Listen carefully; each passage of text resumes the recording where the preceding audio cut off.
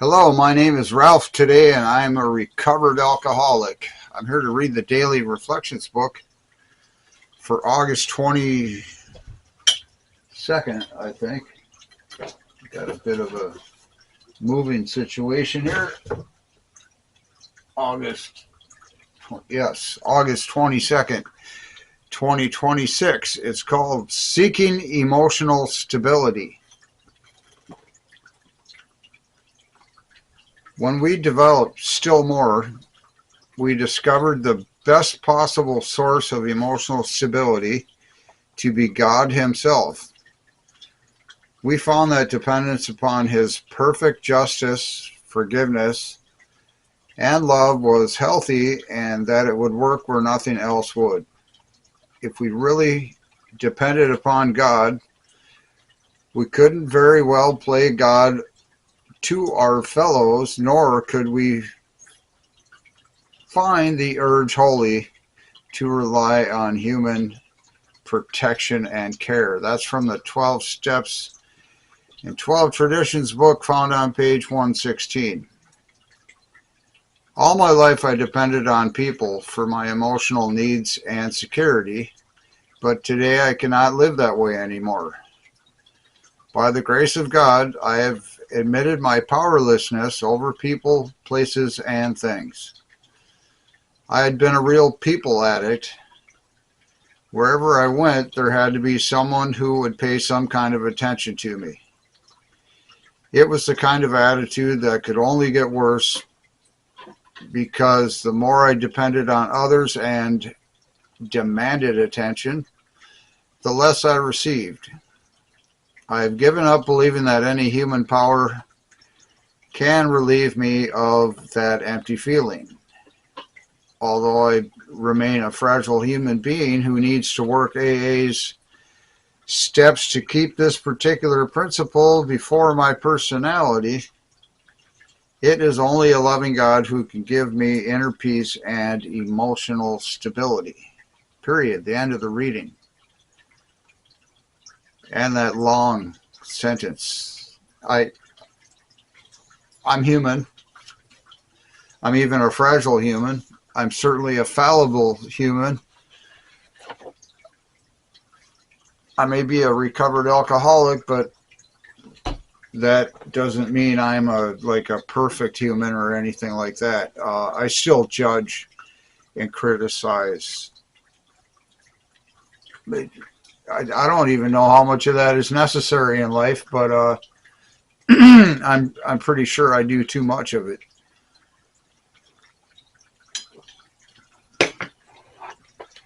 I didn't understand much of today's reading, and I didn't like this last sentence because it seemed to go on way too long.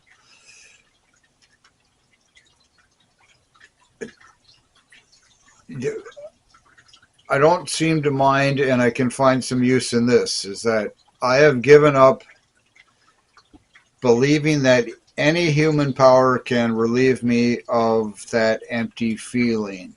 I have an amendment for that, though, since we're talking about the 8th step in amendments to the people that we had harmed. Step 8, made a list of all persons we had harmed and became willing to make amends to them all. With this sentence that I do kind of like, given up believing that any human power can relieve me of that empty feeling. I'm not sure what exact empty feeling this person is describing, unless it's just an empty feeling empty, like something is missing, or a whole bunch of something is missing. And what if I had written this sentence, I would have added alone, I think, that I have given up believing that any human power alone can relieve me of that empty feeling, because I still feel as though humans are necessary in my life. And then the title can usually help me. and maybe us, figure out what is going on in the reading of the day. Seeking emotional stability. This, when we developed still more, we discovered the best possible source of emotional stability to be God Himself. I wholeheartedly agree with that also. And not discounting that some human interaction is nice also. We found that dependence upon His perfect justice, forgiveness, and love was healthy, and that it would work where nothing else would. If we really depended upon God, we couldn't very well play God to our fellows, nor would we feel the urge wholly to rely on human protection and care. Feel the urge wholly to rely on human protection and care. So, again, I've given up believing that any human power alone can relieve me of that empty feeling. Let's see. All my life I depended on people for my emotional needs and security, but today I cannot live that way anymore. By the grace of God, I have admitted my powerlessness over people, places, and things. I had been a real people addict whenever I went there. Wherever I went, there had to be someone who would pay some kind of attention to me. It was the kind of attitude that could only get worse, because the more I depended on others and demanded attention, the less I received. So that's the empty feeling, I guess, that it's any human power alone could fulfill this feeling of wherever I went, there had to be someone who would pay some kind of attention to me. That was the kind of attitude that only gets worse. The more I depended on others and demanded attention, the less I received. So that is this like selfishness manifest, I think. If not too long ago, I was somewhere with a friend of mine, which we go to lots of places, and that friend of mine is a friend of mine, so we go to places, and she was with me. And the other day, we brought something up about that occasion, and she mentioned something that she noticed, and I kind of noticed it too, and just didn't affect me, I guess. And it was this kind of thing, perhaps. From my viewpoint, it was kind of a bit of this, that a real people addict that needed attention wherever they went, and it would only get worse the more they depended on that attention, I would guess, the less they would get of it. So when I said that's like selfishness manifest, it's hard to get to know somebody, I think, when they're just like a vacuum, I guess, and demanding that you tell them all kinds of things about themselves, I think, and their ego. I'm not certain. Let me put it this way. I can't be sure I wasn't this way a whole bunch. I can't even really be sure if I'm not this way right now, in demanding attention. I think I do know this feeling, so this might fit in there, that I know one thing. Seeking emotional stability is still high on my list of things to do each day. if not each day, every other day. What's this other thing I'm certain of? Is that when I'm feeling off or empty or down or blue or depressed or sad, I don't know how many that was, but that if there's a spectrum of human emotions, if I'm in that area of the spectrum of being down and blue and sad, depressed, alone, empty, 6 things, it's mainly because my ego is looking for attention. My personality is looking for attention. I feel like myself, I think this is a big key. I start to believe my ego saying that myself with God as my higher power, or the power that I think is God, or let me read step 3.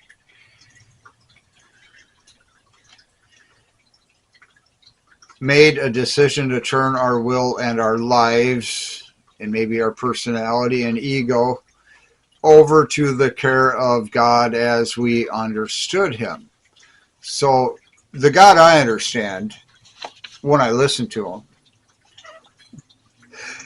and when I listen to him and I don't understand him, this doesn't work so well. So when I'm feeling these 6 things of like sad, blue, alone, etc., it's probably because of this feeling of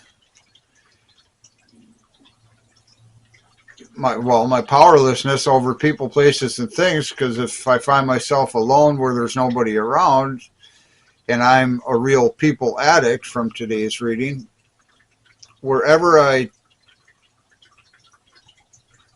went, there had to be someone who would pay attention to me. And so this is a circumstance that this friend of mine saw together.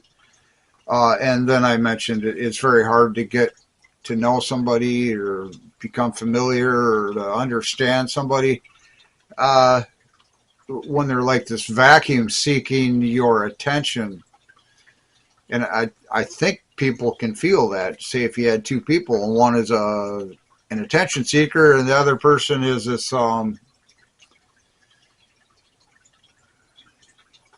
where did I read it? Oh, it's on page 116 of the whichever book that was, the 12 by 12. Somebody that's more giving of themselves and less concerned about how you feel, positive or negative towards them, and they just give you the truth. Number one, that's really important. So you got that person that's just seeking the truth or telling you the truth or being that way and not trying to score any kind of points. And then the other person is the exact opposite of that, to the extreme, and is like a vacuum, just constantly seeking your approval or attention. So it's very difficult to get to know that person at depth, I guess. So when I'm feeling those 6 uncomfortable, to me, feelings of sadness and blue and alone and empty, excuse me, and sad, that's because I'm not listening. Well, I think part of it is because I'm not listening to the God that I understand, or I don't understand the God that I've picked. And then maybe I should be looking for a different kind of God or something, or maybe that's not the issue or whatever. But I do know many times that I'm feeling sad, let's just stick to that, it's because my ego is telling me I'm not enough for the situation. I'm not strong enough, let's say. And so this thing here, emotional stability, I get toppled off of my stand, I guess, my podium, my soapbox, my pillar, my pedestal, wherever I happen to feel like I'm standing, I get toppled off of that and come crashing down. So when I'm sad, my ego tells me, you're not enough for this, and you're just going to die all alone. That's a pretty popular thing. or yeah, of humans that I think none of us. Well, I don't even really know how I feel about this. It's common. That's the word I'm looking for. It's fairly common to hear a human say something, I don't want to die alone. Because that is, if you really start thinking about it, that's really not comfortable, I think. Talk about sadness, right? I'm getting sad thinking about it. So, emotional stability. Maybe we can get some of that from, like it said in today's reading. I'm starting to get a bit of a sense of where they're going with this. Is that my ego tells me one thing, and it's usually I'm insufficient. And then God is telling me something else all the time, that I'm more than enough and highly capable of anything, basically, if I can just believe that God loves me. His perfect forgiveness, love, and understanding, or justice, I guess, is what it was in today's book. And that's another thing too. Here's if you're dealing with a difficult situation in life, like I find myself in this way a lot of time. Maybe this is why I've developed this thought, is that me getting all upset and demanding attention, that, hey, I've got rights and you shouldn't be making all that noise, let's say. Or why do you get to break the rules and I feel as though I'm not allowed to break the rules? And then this judgment and criticism comes up inside of me, and I start judging the other person and put them in some class that, well, they're just scum. The rules don't affect them, because they're scum. Or something like this. And I don't have all the facts. I don't have hardly any of the facts. All I have is a bruised ego and some sore feelings because something has upset me. And then I judge and criticize that and get all full of myself and my ego and what about me and what about my rights and how come they get to do that or whatever, right? And if I do enough of that, I'm going to start drinking again, and I don't want to do that. So what I've found over a decade of trying to cope with all sorts of misgivings in life is that these troublemakers and rule breakers and ne'er-do-wells and such like that, they will ultimately at some point pay for their negativity and law breaking and such. Justice will be meted out. This is actually what made me think of this, is that God's perfect justice, we can't really stop that from happening, I think, but we can get in the way of that happening in the most effective way that God sees fit. Like, there's a scripture on this in Romans chapter 12. I think it's verse 17, but that the thing is that in life, there's usually, well, here in the military, we had a chain of command. I didn't just get to do what I wanted because my boss told me otherwise or whatever. And why did he pick that way? Because his boss over him told him what to do or whatever. And it goes up and up the chain of command like that. And then there's one ultimate authority somewhere, like the commander-in-chief, the president of the United States in this country, is also the commander-in-chief of the armed forces. Overall authority, what he says goes, or she says, if we ever get a female president. So anyways, this thing about I have a tough day or whatever, and I start feeling like I'm not enough to conquer the situation or feel well. That's my ego and my personality and my attitude and all that talking to me. It's usually not correct. And if I went back to understanding the God that I choose to believe in, I see that I'm more than enough. I'm more than capable to deal with this noisy situation or these people that break the law. Because knowing there's a commander in chief, there's somebody way above me, or at least just above me, it's not within my authority to mete out some kind of sentence to people, let alone judge them and judge them and give a verdict on whether or not they're good or bad or whatever, and then to administer some kind of sentence.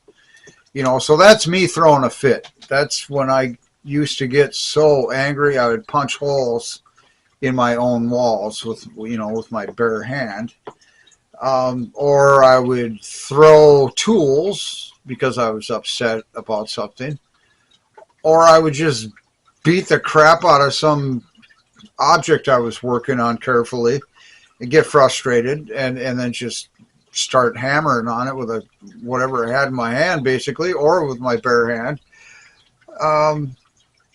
That doesn't fix anything, really. It can be a lesson, though. It's like, this doesn't fix anything, so stop doing this and do anything else, maybe. There's bound to be, out of anything else, there's bound to be something else better than just beating the tar out of something when you're upset. And so this is this thing I'm trying to get at, is that God's perfect justice. If you believe in this way, he's aware, or she's aware, or it's aware, God is aware of your discomfort, number one, and is working on a plan of correcting the situation. So we can get in the way of that.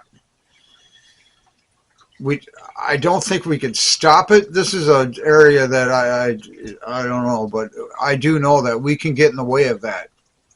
And I could stand on a lot of biblical principles on that. But if you think the Bible's just full of crap, which it's, what do they say? Beauty's in the eye of the beholder. I find a lot of very difficult things to grasp in the Bible, the Holy Bible, the Christian Bible.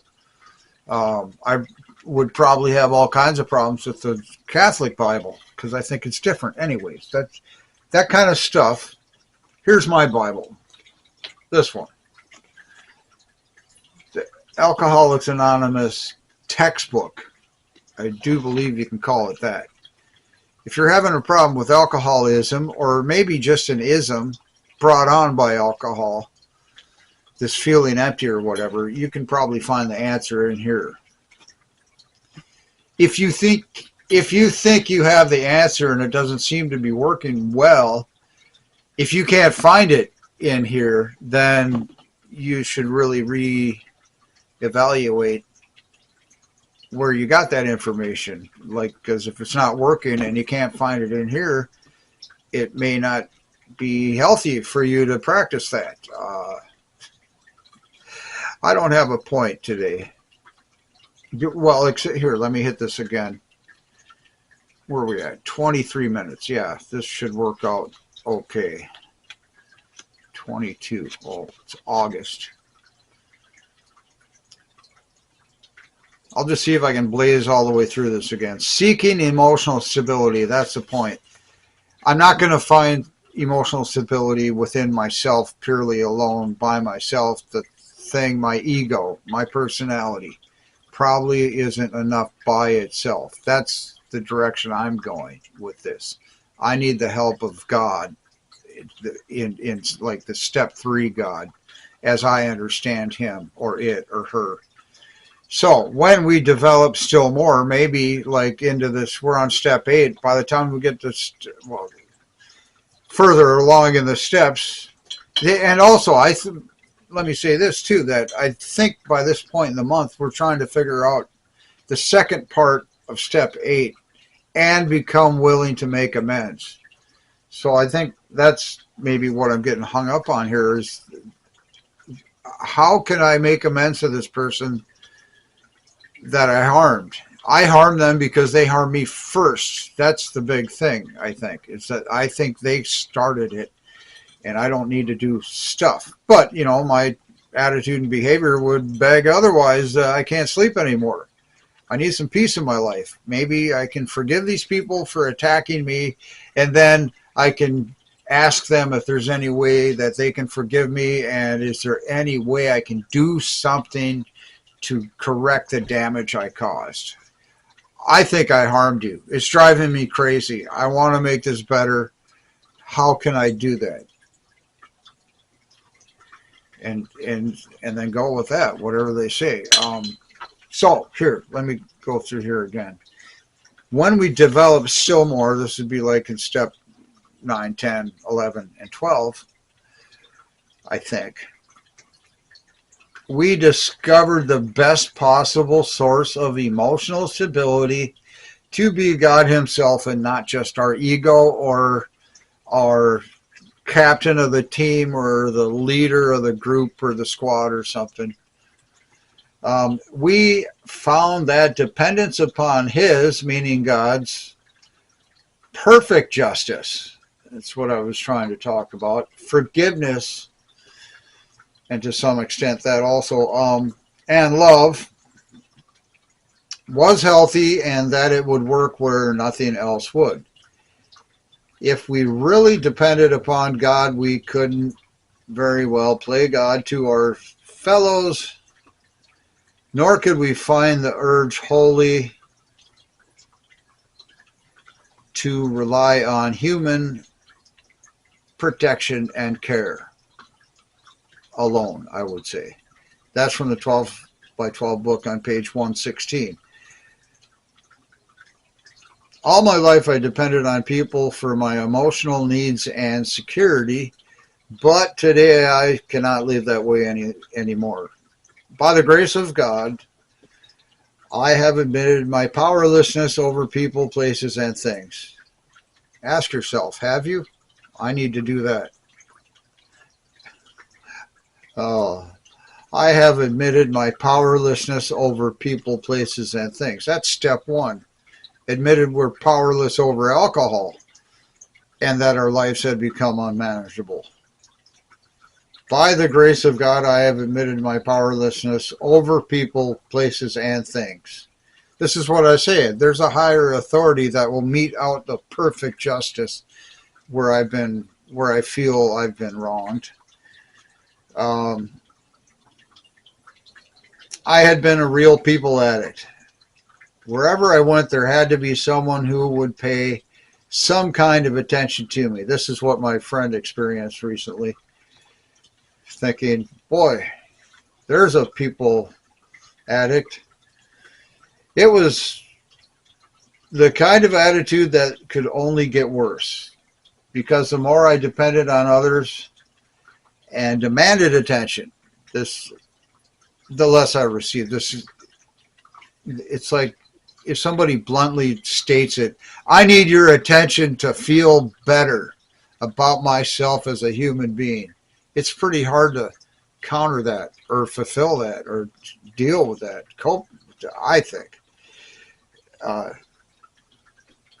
Maybe that's what people should be saying, though, because then I would tell them, look at yourself. You have so many good qualities. You're this, and that. And usually it's like, man, you're so creative in a way I couldn't find in anybody else. That alone, you're A+, in my book, at least. So anyways, the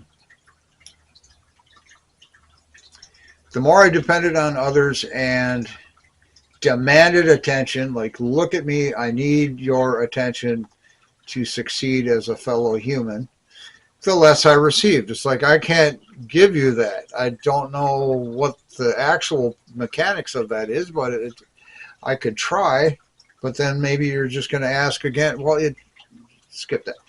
I have given up believing that any human power can relieve me of that empty feeling of needing this constant attention. That was in an earlier reading this month. although I remain a fragile human being, I don't understand that. All the although part. It's like I remain a fragile human being who needs to work AA steps to keep this particular principle before my personality, before my needy personality jumps on. Look at me. I need to keep this principle of I'm enough on board, or whatever the eighth principle is, which here we are 30 minutes. Might be brotherly love, I guess, is the eighth principle. Fragile human being that needs to work AA steps to keep this particular principle before my personality. It is only a loving God who can give me inner peace and emotional stability and shut my ego up for a brief moment. Okay, period. The end of the reading again. So I'm going to stop there and let you think about all that. I'll get back with you later. And keep the comments coming. I do appreciate that. Anyhow, thank you for your time and goodbye.